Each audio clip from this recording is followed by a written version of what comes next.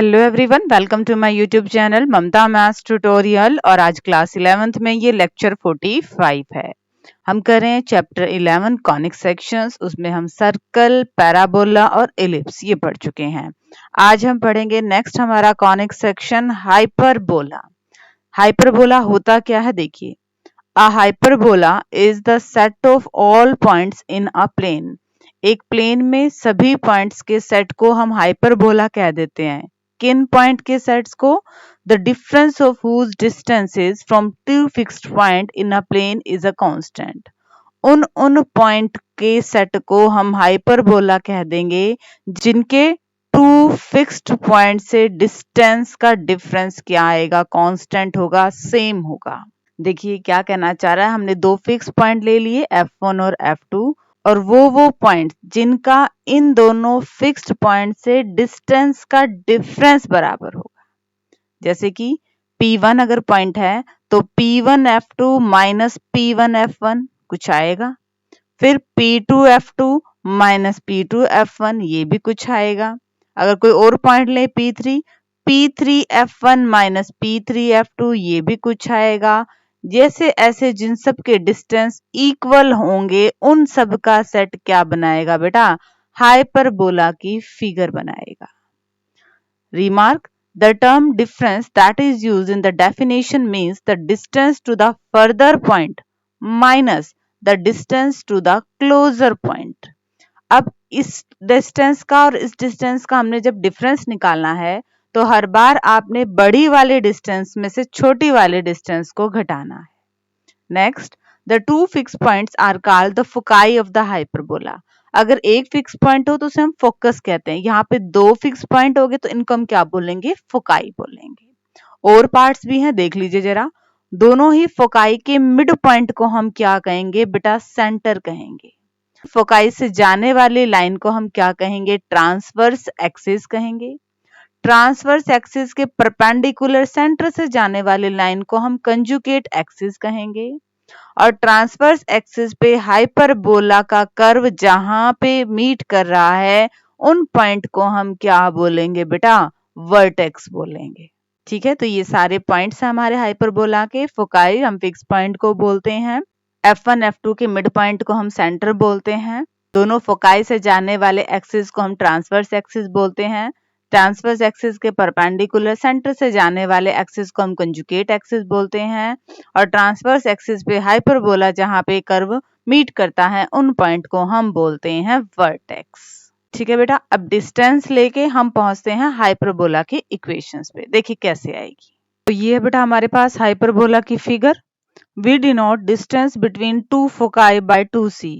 दो फोकस हमने लिए थे जिनको हम फोकाई कह रहे हैं, उनके बीच का डिस्टेंस 2c आएगा। कैसे? अब तक हम क्या लेते आ रहे थे कि सेंटर और फोकस के बीच की डिस्टेंस c, तो c इधर की डिस्टेंस, c इधर की डिस्टेंस, टोटल कितनी डिस्टेंस होगी बेटा? 2c। We denote distance between two vertices by 2a। ये जो वर्टिसेस हैं a और b, इनके बीच का डिस्टेंस क्या हो जाएगा बेटा? 2a। और इसी डिस्टेंस को हम क्या कहेंगे? लेंथ ऑफ ट्रांसवर्स एक्सिस अगर हमसे पूछ लेगा तो वो भी क्या आएगा? 2a। Let define a quantity b। अब हमने एक ऐसी क्वांटिटी b को डिफाइन कर दिया जो c और a में इस तरह से रिलेशन में है।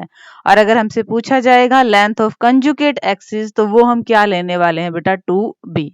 यहाँ पे फोकाई के बीच का डिस्टेंस हमने 2c लेना है, वर्टिसेस के बीच का डिस्टेंस हमने 2a लेना है। अगर लेंथ ऑफ ट्रांसवर्स एक्सिस आपको कह दे वो भी आपने 2a ही लेनी है। और अगर लेंथ ऑफ कंजुगेट एक्सिस आपको कह दिया जाए तो वो आपने 2b लेना है।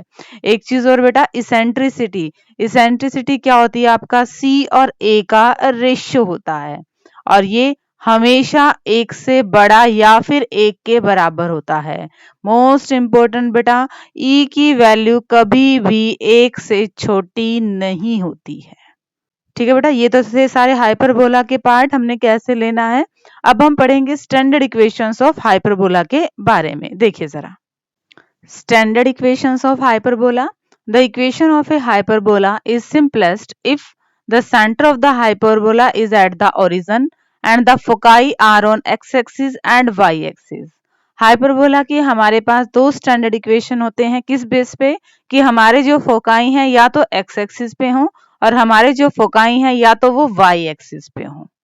और हाइपरबोला का सेंटर क्या है हमारे पास, दोनों ही केस में ओरिजिन है। अब हमारे पास जब transverse axis along X axis होएगा तब हाइपरबोला की इक्वेशन बेटा ये वाली होगी, X square by A square minus Y square by B square equal to 1।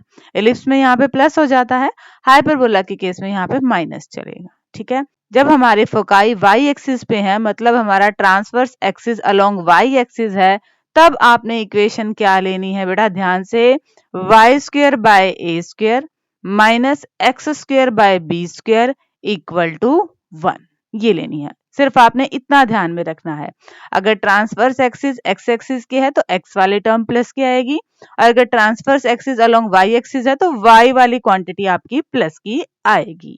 कुछ एक बेटा रिमार्क्स हैं और ऑब्जर्वेशंस हैं, तो उन्हें पहले डिस्कस कर लेते हैं। तो पहले रिमार्क्स को देखते हैं। फर्स्ट आपका रिमार्क है, a hyperbola in which a equal to b is called an equilateral hyperbola. ये एक बार आपके एग्जाम में भी पूछा गया था बेटा। अगर हाइपरबोला में हमारे पास ए और बी इक्वल आ जाते हैं तो उस हाइपरबोला को हम क्या कहते हैं, इक्विलेटरल हाइपरबोला कहते हैं। Next remark, no portion of the curve lies between X equal to A and X equal to minus A, no real intercept on conjugate axis. आपने देखा कि कर्व का कोई भी पोर्शन इस एक्सिस पे नहीं आ रहा है। ठीक है, यहां से लेकर यहां के बीच में कर्व का कोई हिस्सा नहीं आ रहा है। अगर ऐसे है हमारे पास हाइपरबोला तो इस पोर्शन में कर्व का कोई भी हिस्सा नहीं आ रहा है। Third one, the standard equations of hyperbola have transverse and conjugate axis as the coordinate axis and the center at the origin। ये भी वही बात है, हाइपरबोला की स्टैंडर्ड इक्वेशन में जो आपके ट्रांसवर्स एक्सिस और जो कंजुगेट एक्सिस हैं ये आपके कोऑर्डिनेट एक्सिस ही हैं, और सेंटर आपका क्या आ रहा है, दोनों ही केस में ओरिजिन इसका सेंटर आ रहा है। अब बात करते हैं ऑब्जर्वेशंस की। देखिए बेटा ये क्या है। First observation, hyperbola is symmetric with respect to both the axis. अब हाइपरबोला है वो सिमेट्रिक है दोनों ही एक्सिस के।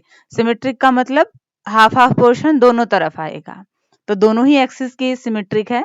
Since if X Y is a point on the hyperbola, अगर हाइपरबोला पे ये पॉइंट है तो minus X Y, X minus Y, minus X minus Y, ये सारे पॉइंट आपके हाइपरबोला पे आएंगे। बिल्कुल सही है, मान लिया हाइपरबोला पे ये पॉइंट है एक्स वाई, तो ऑटोमेटिकली हम क्या कह सकते हैं, X minus Y minus X Y और माइनस एक्स माइनस वाई, ये चारों पॉइंट आपके हाइपरबोला पर आने हैं। Second, the foci are always on transverse axis. हमेशा फोकाई कहाँ होंगे आपके, ट्रांसफर एक्सिस पे ही होंगे। It is the positive term whose denominator gives the transfer axis. अब ये ट्रांसफर एक्सिस हमें कौन देगा, डिनोमिनेटर देगा। डिनोमिनेटर भी किसका, हमेशा पॉजिटिव टर्म का। मान लो ये इक्वेशन दे रखी है आपको, X square by 9 minus Y square by 16 equal to 1। इसे स्क्वायर की फॉर्म में लिख लें, 9 को हम लिख सकते हैं 3 का स्क्वायर, 16 को हम लिख सकते हैं 4 का स्क्वायर, ये आ गया। अब पॉजिटिव टर्म ढूंढिए, ये वाली है। इसका डिनोमिनेटर देखिए, ए की वैल्यू क्या है हमारे पास 3, और ट्रांसवर्स एक्सिस की लेंथ क्या होती है बेटा 2a, यानी कि लेंथ क्या आएगी 6 आ जाएगी। अगर मान लो इस टाइप की इक्वेशन है, Y square minus 25 minus X square upon 16 equal to 1। 25 को हम लिख सकते हैं 5 का स्क्वायर, 16 को हम लिख सकते हैं 4 का स्क्वायर। दोनों में से पॉजिटिव टर्म ढूंढिए, ये वाली है। इसका डिनोमिनेटर हमें क्या देगा, a देगा। तो लेंथ हमारे पास 2a यानी कि 5 2 जा 10 आ जाएगी, किसकी, ट्रांसवर्स एक्सिस की। एक चीज और बेटा, लेटस रेक्टम। लेटस रेक्टम क्या होती है, ये वाली लेंथ होती है। तो लेटस रेक्टम का आपके पास क्या फॉर्मूला बनेगा, 2b स्क्वायर बाय a, ये फॉर्मूला रहेगा लेटस रेक्टम का।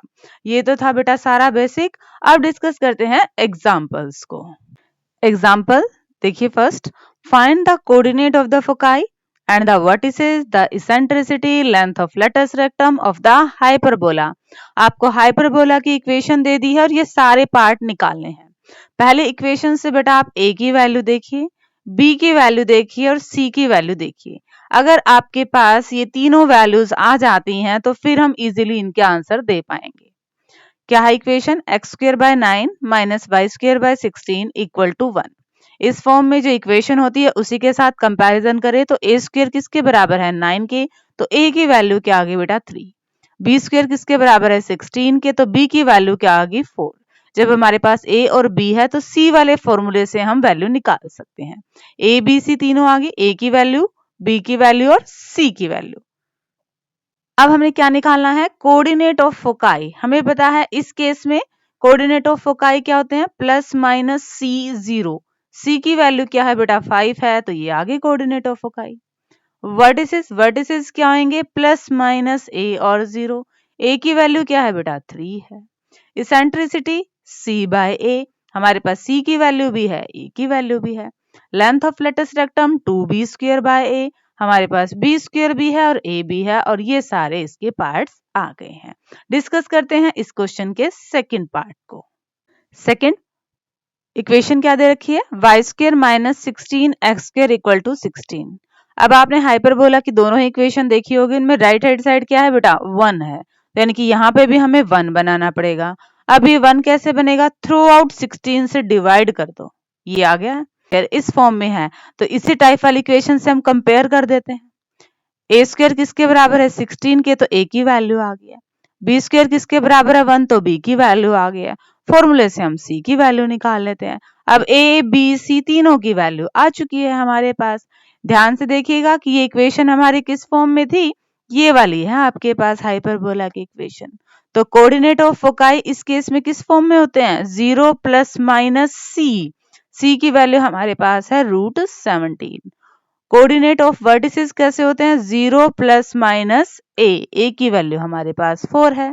इसेंट्रिसिटी क्या आएगी बेटा? सी बाय ए, हमने सी की वैल्यू ले ली और हमने ए की वैल्यू ले ली।